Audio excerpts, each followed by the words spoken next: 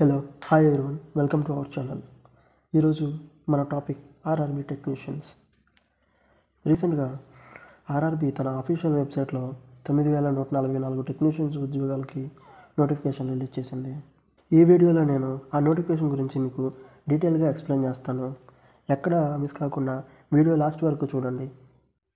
ఇంకా లేట్ చేయకుండా టాపిక్లోకి వెళ్ళిపోతే ఆర్ఆర్బీ టెక్నీషియన్కి సంబంధించి మార్చి 8న central employment notification number 02/2024 release అయింది.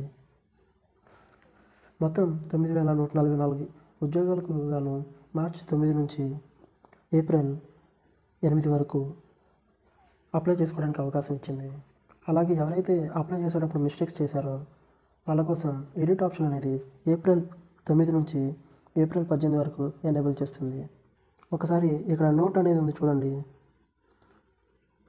Details filled in create an account form and choose RRB cannot be modified అని ఉంది. అంటే అకౌంట్ క్రియేట్ చేసేటప్పుడు మీరు ఫిల్ చేసే డీటెయిల్స్ అలాగే మీరు చూస్ చేసుకున్న ఆర్ఆర్బీ బోర్డ్ అనేది ఎడిట్ చేసుకోవడానికి మాత్రం మీకు ఛాన్స్ అనేది ఉండదు. అంటే ఏం లేదండి, మీరు ఆన్లైన్ అప్లికేషన్ ఫామ్ ఫిల్ చేయడానికి ముందు మీరు సెలెక్ట్ చేసుకోవాల్సిన 2 మేజర్ స్టెప్స్ ఉన్నాయి. అయ్యేంటంటే ఒకటి రైల్వే రిక్రూట్మెంట్ బోర్డ్ అనేది సెలెక్ట్ చేసుకోవాలి. అది ఫర్ ఎగ్జాంపుల్ సికింద్రాబాద్ బోర్డ్ అని, చెన్నై బోర్డ్ అని, బెంగళూరు బోర్డ్ అని, భువనేశ్వర్ బోర్డ్ అని ఇట్లా రైల్వే రిక్రూట్మెంట్ బోర్డ్స్ ఉంటాయి. మన తెలుగు స్టేట్స్కి సికింద్రాబాద్ బోర్డ్ అట్లాగో, చెన్నై స్టేట్స్కి చెన్నై అలాగా. సో వన్స్ మీరు ఒక రైల్వే బోర్డ్ అనేది సెలెక్ట్ చేసుకొని దాంట్లో అకౌంట్ అనేది క్రియేట్ చేసుకున్న తర్వాత ఎడిట్ ఆప్షన్ ద్వారా మీరు బోర్డ్ చేంజ్ చేసుకోవడం కానీ, అకౌంట్లో క్రియేట్ చేసుకున్న అకౌంట్లో డీటెయిల్స్ అనేది ఎడిట్ చేసుకోవడం కానీ ఆప్షన్ అనేది ఉండదు. సో క్రియేట్ చేసుకునే ముందే మీరు జాగ్రత్తగా వేకెన్సీస్ని బట్టి ఏ బోర్డుకి అప్లై చేయాలి, ఏ బోర్డులో వేకెన్సీస్ ఎక్కువ ఉన్నాయో చూసుకొని ఆ బోర్డులోనే అకౌంట్ అనేది క్రియేట్ చేసుకోవాలి. పోతే ఈ అకౌంట్ క్రియేషన్ అనేది చాలా ఇంపార్టెంట్ టాస్క్ అండి. వన్స్ మీరు అకౌంట్ అనేది క్రియేట్ చేసిన తర్వాత అది ఎడిట్ చేసుకోవడానికి మనకి ఛాన్స్ అనేది ఉండదు. ఈ అకౌంట్లో మన basic details as per 10th class marks మేము అనేది ఇస్తాం. సో అకౌంట్ క్రియేట్ చేసేటప్పుడు ఇచ్చే డీటెయిల్స్ మీరు కేర్ఫుల్గా ఒకసారి చెక్ చేసుకొని సబ్మిషన్ అనేది చేయండి.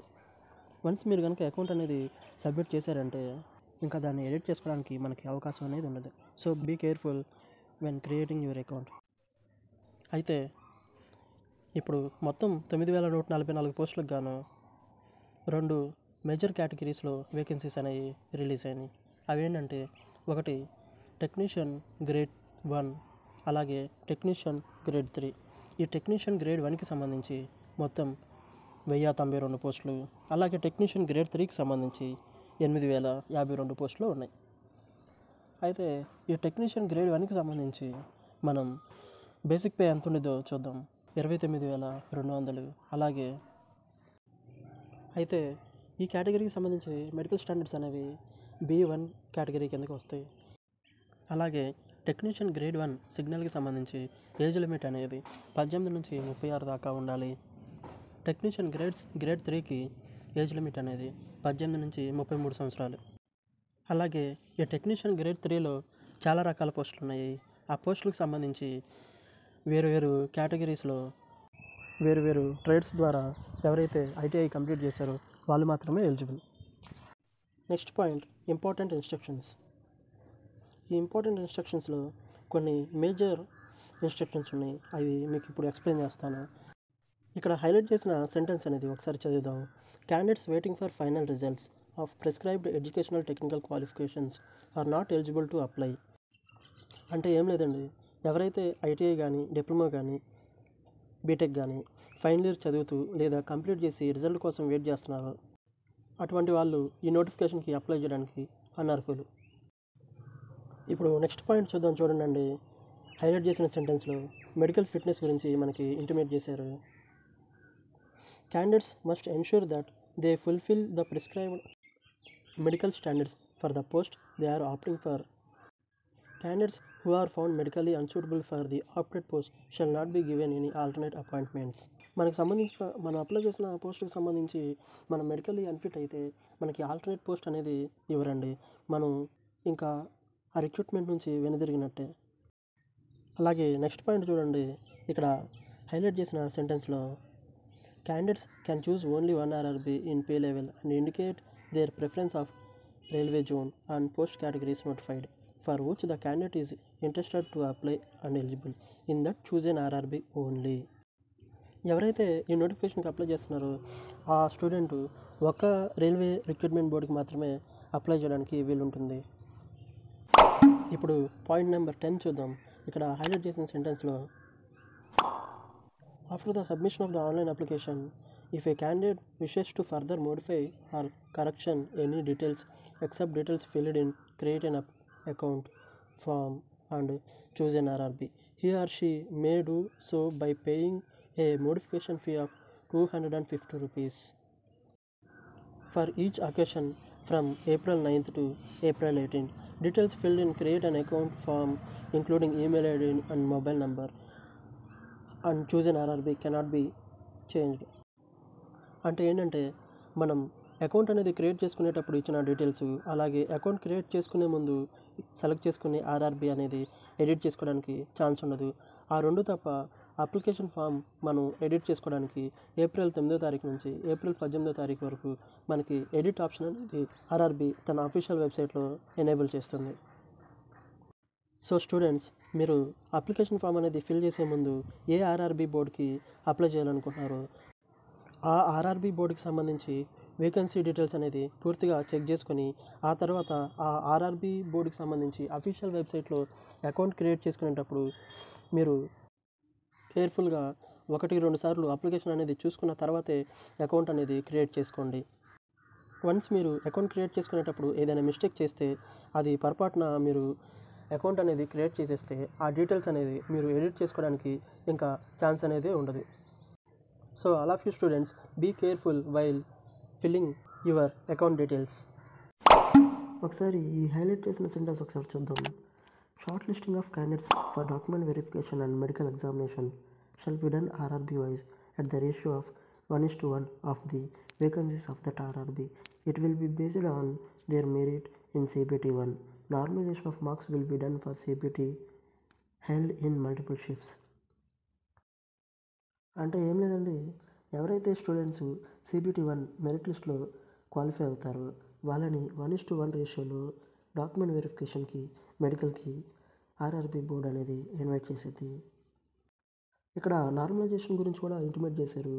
మనకి ఆర్ఆర్బీ ఎగ్జామ్ అనేది డిఫరెంట్ షిఫ్ట్లో జరిగేది కాబట్టి మనకు వచ్చిన మార్క్స్ని నార్మలైజ్ చేసి పబ్లిష్ చేస్తారు. అలాగే ఈ పాయింట్ ఒకసారి చూడండి, నెగిటివ్ మార్కింగ్ గురించి ఇంటిమేట్ చేశారు. There will be A negative marking of 1/3.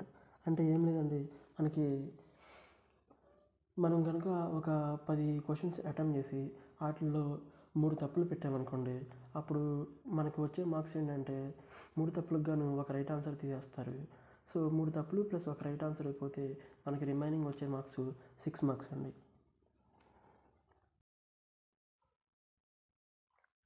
Exam సెంటర్లో band items like mobiles, electronic gadgets, Bluetooth pens, ఇట్లా ల్యాప్టాప్స్, క్యాలిక్యులేటర్స్ ఇట్లాంటి అనేది అలౌ చేయరండి. ఒకవేళ ఎవరైనా ఇలాంటి ఐటమ్స్ కనుక తీసుకువెళ్తే వీటిని సేఫ్గా చూసుకోవడానికి అక్కడ ఎగ్జామ్ సెంటర్ కాడ ఆర్ఆర్బీ అనేది క్లాక్ రూమ్స్ అనేవి ఏవి ప్రొవైడ్ చేయదు.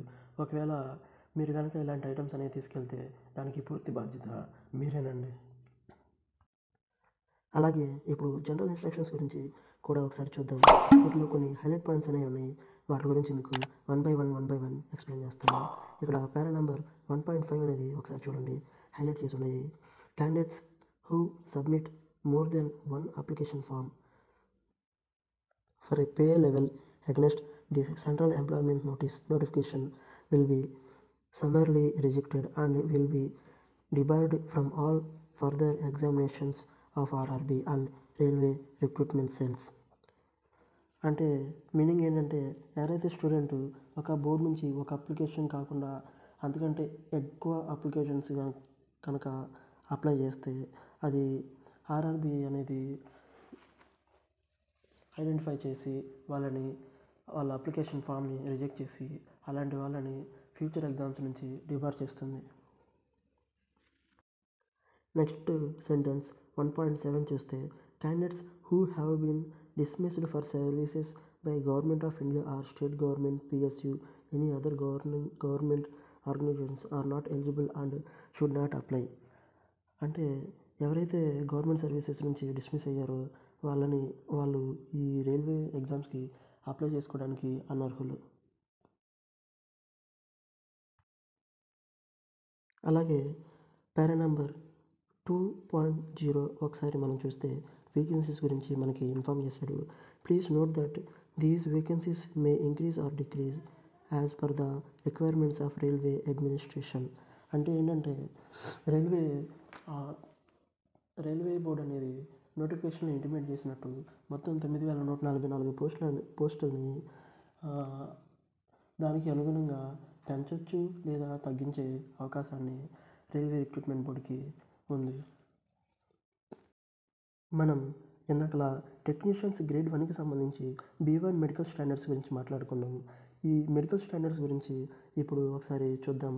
పారా నెంబర్ 3.0లో మెడికల్ స్టాండర్డ్స్ గురించి ఇంటిమేట్ చేశారు. దాంట్లో second option medical standards B1 highlight చేశాను, ఒకసారి చూడండి. ఇందాక మనం మాట్లాడుకున్నట్టుగా టెక్నీషియన్ గ్రేడ్ 1కి medical standards B1 medical standards అనేది ఉండాలి. ఆ మెడికల్ స్టాండర్డ్స్లో one of the important one vision standards. ఈ విజన్ స్టాండర్డ్స్ గురించి ఇక్కడ ఇంటిమేట్ చేశాడు, చూడండి. డిస్టెన్స్ విజన్ అనేది 6/9, 6/12 విత్ ఆర్ వితౌట్ గ్లాసెస్ అనేది ఉండాలి. సెకండ్ పాయింట్ నియర్ విజన్ అనేది 0.6 విత్ ఆర్ వితౌట్ గ్లాసెస్ అనేది ఉండాలి. అలాగే must pass test of colour vision, binocular vision, night vision, mesoscopic vision అనేది కంపల్సరీగా ఈ 3 టెస్టులు పాస్ అయి ఉండాలి. సో మీరందరికీ నేను ముందుగా చెప్పే విషయం ఏంటంటే మీ ఐకి సంబంధించి ఏవైనా చిన్న ప్రాబ్లమ్స్ ఉంటే అవి ముందుగానే క్లియర్ చేసుకొని మెడికల్ టెస్ట్కి వెళ్ళడానికి ట్రై చేయండి. వన్స్ మీరు కనుక అక్కడికి వెళ్ళి మెడికల్ టెస్ట్లో రిజెక్ట్ అయితే మీకు ఆల్టర్నేట్ పోస్ట్ ఏమీ ఇవ్వరు. వన్స్ కనుక మీరు రిజెక్ట్ అయ్యారంటే డైరెక్ట్గా రిక్రూట్మెంట్ నుంచి ఇంకా వెనుదిరిగినట్టేను. సో ఎగ్జామ్కి ప్రిపేర్ అవడమే కాదు, మీ కళ్ళని మీరు జాగ్రత్తగా ఉంచుకోవడం కూడా చాలా ఇంపార్టెంట్ అయిన విషయం. ఇప్పుడు నేను ఎక్స్ప్లెయిన్ చేయబోయే పాయింట్ అనేది చాలా ఇంపార్టెంట్ అండి. ఎవరైతే రైల్వే జాబ్స్కి అప్లై చేసి రైల్వే జాబ్ అనేది వాళ్ళ లక్ష్యంగా పెట్టుకుంటారో వాళ్ళు ఈ పాయింట్ అనేది చాలా జాగ్రత్తగా వినాలి. ఒకసారి క్లియర్గా చూడండి. పారా నెంబర్ 3లో పాయింట్ B అనేది చూడండి, హైలైట్ చేస్తున్నాను. Candidates who have undergone logic surgeries or any other surgical procedure to correct refractory error or not eligible for post that required medical standards A3. అంటే ఏంటంటే A3 మెడికల్ స్టాండర్డ్స్ ప్రకారం ఎవరైతే students railway జాబ్కి apply చేశారో వాళ్ళ కళ్ళకి సంబంధించి logic సర్జరీలు కానీ లేదా కళ్ళకి సంబంధించి ఏదైనా ఆపరేషన్లు కానీ చేయించుకొని ఉంటే ఆ స్టూడెంట్స్ అనేవాళ్ళు ఈ A3 మెడికల్ స్టాండర్డ్స్కి సంబంధించిన కేటగిరీ పోస్టులకి ఇనెలిజిబుల్. అండ్ నెక్స్ట్ మనం ఏజ్ రిలాక్సేషన్ గురించి మాట్లాడుకుందాం. చూడండి, ఏజ్ రిలాక్సేషన్ అనే దాని గురించి మీకు ఒక క్లారిటీ అనేది మీకు ఇప్పుడు ఇస్తాను. టెక్నీషియన్ గ్రేడ్ 1 సిగ్నల్ ఈ పోస్ట్కి సంబంధించి ఏజ్ లిమిట్ అనేది 18 నుంచి 36 సంవత్సరాల దాకా ఉంది. అయితే ఈ ఏజ్ రిలాక్సేషన్ అనేది ఎక్స్ట్రాగా యాడ్ అయ్యింది. ఫర్ ఎగ్జాంపుల్ SC/ST క్యాండిడేట్స్ ఉన్నారు, వీళ్ళకి 18 నుంచి 33 సంవత్సరాలతో పాటు ఏజ్ రిలాక్సేషన్ కింద 5 years, OBC క్యాండిడేట్స్కి 18 నుంచి 36 సంవత్సరాలతో పాటు 3 years ఏజ్ రిలాక్సేషన్ ఛాన్స్. అలాగే ఎక్స్ సర్వీస్ మెన్స్కి 3 years ఎక్స్ట్రా టైం అనేది యాడ్ అయ్యిద్ది. అలాగే ఎక్స్ సర్వీస్ మెన్లో OBC NCL క్యాండిడేట్స్కి 6 years, అలాగే ఎక్స్ సర్వీస్ మెన్లో SC/ST క్యాండిడేట్స్కి 8 years అనేది ఏజ్ రిలాక్సేషన్ కింద యాడ్ అయ్యిద్ది. అలాగే person with bench mark disabilities PWD, UR and EWS క్యాండిడేట్స్కి 10 years అనేది ఏజ్ రిలాక్సేషన్ యాడ్ అయ్యిద్ది. అలాగే PWD, OBC స్టూడెంట్స్కి 13 years అనేది ఏజ్ రిలాక్సేషన్ యాడ్ అయ్యిద్ది. అలాగే PWD SC/ST క్యాండిడేట్స్ అయి ఉంటే అలాగే 15 ఇయర్స్ అనేది ఏజ్ రిలాక్సేషన్ ఉంటుంది. పోతే నెక్స్ట్ పాయింట్ చూస్తే ఎవరైతే గ్రూప్ డి, గ్రూప్ సి ఉద్యోగాలు చేస్తూ ఉన్నారో ఆల్రెడీ రైల్వే డిపార్ట్మెంట్లో అలాంటి వాళ్ళ కోసం 40 ఇయర్స్ ఆఫ్ ఏజ్ రిలాక్సేషన్ ఉంటుంది. అలాగే 43 ఇయర్స్ వరకు ఓబీసీ క్యాండిడేట్లకి, ఎస్సీ ఎస్టీ క్యాండిడేట్లకి 45 ఇయర్స్ వరకు ఉంటుంది. ఇప్పుడు టెక్నీషియన్ గ్రేడ్ 3 పోస్టులకు సంబంధించి ఏజ్ రిలాక్సేషన్ అనేది ఒకసారి చూద్దాం. ఈ పోస్టులకు సంబంధించి ఎస్సీ ఎస్టీ క్యాండిడేట్లకి 5 ఇయర్స్ ఏజ్ రిలాక్సేషన్, అలాగే ఓబీసీకి 3 ఇయర్స్, ఎక్స్ సర్వీస్ మెన్లో అన్రిజర్వ్డ్ క్యాండిడేట్స్ కోసం 3 ఇయర్స్, అలాగే ఎక్స్ సర్వీస్ మెన్లో ఓబీసీ క్యాండిడేట్స్ కోసం 6 ఇయర్స్, ఎక్స్ సర్వీస్ మెన్లో ఎస్సీ ఎస్టీ క్యాండిడేట్ల కోసం 8 ఇయర్స్ ఏజ్ రిలాక్సేషన్ అనేది ప్రొవైడ్ చేశారు. అలాగే పీడబ్ల్యూఎస్ క్యాండిడేట్స్కి, అలాగే ఎవరైతే గ్రూప్ డి, గ్రూప్ సి ఉద్యోగాలు చేస్తూ ఉన్నారో ఆ కేటగిరీకి సంబంధించిన వాళ్ళకు కూడా ఏజ్ రిలాక్సేషన్ అనేది ఇందాల టెక్నీషియన్ గ్రేడ్ 1 పోస్టులకు ఎలా అయితే ఇచ్చారో సేమ్ అలాగే టెక్నీషియన్ గ్రేడ్ 3 పోస్టులకు కూడా ఉంటుంది. ఓసీ కేటగిరీ స్టూడెంట్స్ ఎవరైతే ఉన్నారో వాళ్ళకి ఎగ్జామినేషన్ ఫీ అనేది 500 ఉంటుంది. అలాగే ఎవరైతే ఈ ఎగ్జామ్కి అప్లై చేసి CBT 1 ఎగ్జామ్కి అటెండ్ అయ్యి వస్తారో వాళ్ళకి ఆ ఎగ్జామినేషన్ ఫీలో 400 రూపీస్ మళ్ళీ తిరిగి వాళ్ళ అకౌంట్లో క్రెడిట్ అవుతాయి. అయితే మనం ముందుగానే అప్లికేషన్ ఫిల్ చేసేటప్పుడు అమౌంట్ అనేది రీఫండ్ చేయడం కోసం అకౌంట్ డీటెయిల్స్ అనేది సబ్మిట్ చేయమని అప్లికేషన్ ఫిల్లింగ్ ఫామ్లోనే అడుగుతారు. అలాగే ఎస్సీ ఎస్టీ అభ్యర్థులకి, అలాగే ఈడబ్ల్యూసి ఎకనామికల్లీ బ్యాక్వర్డ్ క్లాసెస్ స్టూడెంట్స్కి ఎగ్జామినేషన్ ఫీ అనేది 250 రూపీస్ ఉంటుంది. ఈ 250 రూపీస్ ఈ స్టూడెంట్స్ అకౌంట్లోనే క్రెడిట్ అయిపోతాయి. దీంట్లో ఎటువంటి ఛార్జెస్ కట్ అవ్వవు. మనం అప్లికేషన్ ఫామ్ ఫిల్ చేసిన తర్వాత ఫైనల్ స్టెప్ అనేది ఫీ పేమెంట్. ఈ ఫీ పేమెంట్ అనేది మనకి ఆన్లైన్ ద్వారా మాత్రమే ప్రొవైడ్ చేస్తారు. ఇక్కడ 7.4 అనే సెంటెన్స్ చూడండి, హైలైట్ చేస్తున్నాను. రీఫండ్ ఆఫ్ ఎగ్జామినేషన్ ఫీ గురించి మనకి క్లియర్గా ఇంటిమేట్ చేశారు. CBT 1 ఎగ్జామ్ అయిపోయిన తర్వాత రీఫండ్ అనేది వాళ్ళ బ్యాంక్ అకౌంట్లో జరిగింది. ఆ బ్యాంక్ అకౌంట్కి సంబంధించిన క్లియర్ డీటెయిల్స్ అనేది ప్రొవైడ్ చేయడంలో పూర్తిగా స్టూడెంట్ బాధ్యత మాత్రమే ఉంటుంది. పోతే దీంట్లో ఆప్షన్ సి చూడండి, there will be no refund examination fee for erroneous and incomplete or rejected applications. ఎవరైతే అప్లికేషన్స్ అనేవి రిజెక్ట్ అవుతాయో లేదా ఇన్కంప్లీట్ అప్లికేషన్స్ ఉంటాయో వాళ్ళకి సంబంధించి అమౌంట్ అనేది రీఫండ్ అవ్వదు. ఈ 12.0 పేరా ఒకసారి చూడండి, హైలైట్ చేశాను. No objection certificate NOC form present employer. ఎవరైతే క్యాండిడేట్స్ CBT 1 ఎగ్జామ్ అనేది క్లియర్ చేసి మెరిట్ లిస్ట్లో డాక్యుమెంట్ వెరిఫికేషన్కి ఇన్వైట్ చేయబడతారు. ఆ డాక్యుమెంట్ వెరిఫికేషన్కి వెళ్ళేటప్పుడు ఈ క్యాండిడేట్ ఆల్రెడీ ఏదైనా గవర్నమెంట్ సెక్టర్లో వర్క్ చేస్తున్నా లేదా ప్రైవేట్ సెక్టర్లో వర్క్ చేస్తున్నా వాళ్ళ ఎంప్లాయర్ దగ్గర నుంచి నో అబ్జెక్షన్ సర్టిఫికేట్ అనేది డాక్యుమెంట్ వెరిఫికేషన్కి తీసుకెళ్ళాలి. అలాగే నెక్స్ట్ పేరా ఒకసారి చూడండి, పేరా నెంబర్ 13 రిక్రూట్మెంట్ ప్రాసెస్ గురించి మనకి ఇక్కడ క్లియర్గా ఎక్స్ప్లెయిన్ చేశాడు. ఈ రిక్రూట్మెంట్ ప్రాసెస్ అనేది 3 స్టేజ్లో జరిగింది. ఒకటి computer based test, 2 document verification test, అలాగే 3 మెడికల్ ఎగ్జామినేషన్. ఈ 3 ఎగ్జామినేషన్స్ అయిపోయిన తర్వాతే స్టూడెంట్కి అపాయింట్మెంట్ అనే ఆర్డర్ అనేది ఇస్తారు. ఇప్పుడు ఎగ్జామినేషన్ ప్యాటర్న్ గురించి, కంప్యూటర్ బేస్డ్ టెస్ట్ గురించి ఒకసారి క్లియర్గా చూడండి. Pattern and syllabus of CBT 1 for pay level 5 posts of technician grade 1. ఇక్కడ పాయింట్ ఏ చూడండి, pattern and syllabus of CBT for pay level 5 post technician grade 1. దీనికి సంబంధించి మొత్తం 100 క్వశ్చన్లకు గాను 90 నిమిషాలు అనేది ఎగ్జామ్ జరిగింది. నెగిటివ్ మార్కింగ్ అనేది 1/3 నెగిటివ్ మార్కింగ్ ఉంటుంది. అంటే ఏంటంటే మనం 3 తప్పు ఆన్సర్లు పెడితే ఒక రైట్ ఆన్సర్ని తీసేస్తారు. అలాగే నార్మలైజేషన్ అనేది కండక్ట్ ఉంటుంది.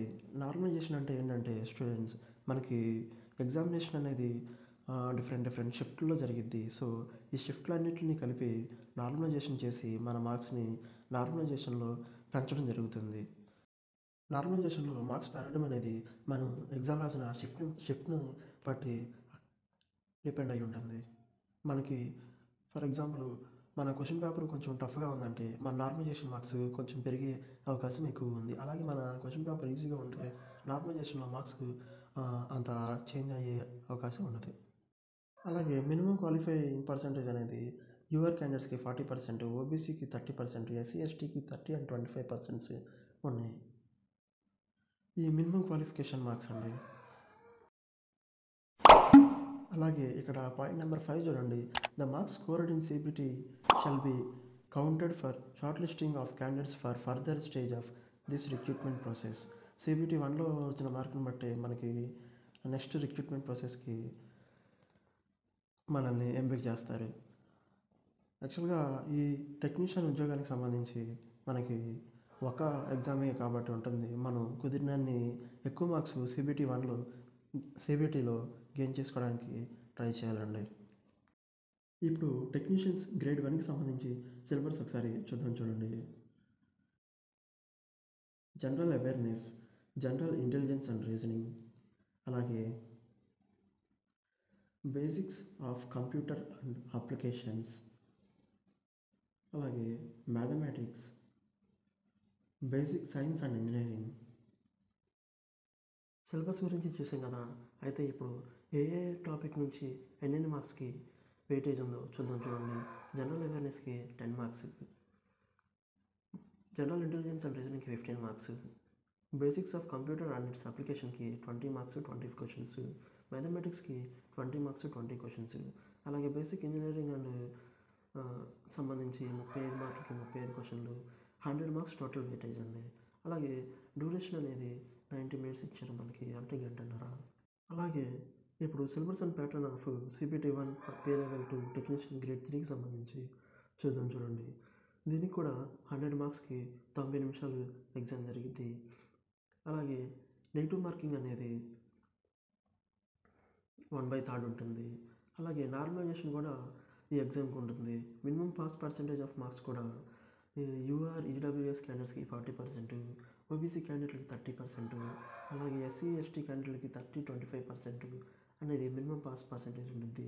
పీడబ్ల్యూడీ క్యాండిడేట్స్కి ఇంకా 2% అనేది తక్కువ ఉంటుంది. అలాగే ఇప్పుడు ఈ ఎగ్జామ్కి సంబంధించి సిలబస్ ఎలా ఉండిద్దో చూడండి.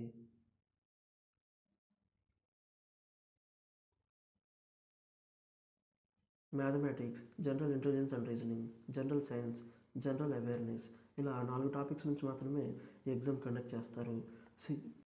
టెక్నీషియన్ గ్రేడ్ 3 లాగా దీంట్లో బేసిక్ సైన్స్ అండ్ ఇంజనీరింగ్, అలాగే కంప్యూటర్ అప్లికేషన్స్ అనేవి ఈ ఎగ్జామ్లో లేవండి. అయితే వెయిటేజ్ చూద్దాం. మొత్తం 100 మార్క్స్కి ఎగ్జామ్ అనేది జరిగింది. మ్యాథమెటిక్స్ 25 క్వశ్చన్స్, జనరల్ ఇంటెలిజెన్స్కి 25 క్వశ్చన్స్, జనరల్ సైన్స్కి 40 క్వశ్చన్స్, జనరల్ అవేర్నెస్కి 10 క్వశ్చన్స్, మొత్తం 100 మార్క్స్కి ఎగ్జామ్ అనేది జరిగింది. ఈ 100 మార్క్స్కి గాను 90 minutes టైం అనేది మనకి ఇస్తారు. అయితే ఈ పోస్ట్కి ఒకటే ఎగ్జామ్ కాబట్టి మనకి సిబిటీలో వచ్చిన మార్క్స్ని బట్టి డాక్యుమెంట్ వెరిఫికేషన్కి మనల్ని పిలుస్తారు. 1:1 రేషియోలోనే మనల్ని డాక్యుమెంట్ వెరిఫికేషన్కి పిలుస్తారు. అయితే ఎవరైనా ఇద్దరు క్యాండిడేట్స్కి సేమ్ మార్క్స్ వచ్చినాయంటే వాళ్ళిద్దరిలో ప్రిఫరెన్స్ని బట్టి ఎవరికైతే ఎక్కువ వయసు ఉందో వాళ్ళని ఎక్కువ ప్రిఫరెన్స్ అనేది ఇస్తారు. సో చూసారు కదా students, central employment notice number 02/2024 గురించి మీకు డీటెయిల్గా క్లియర్గా ఎక్స్ప్లెయిన్ చేశానని అనుకుంటున్నాను.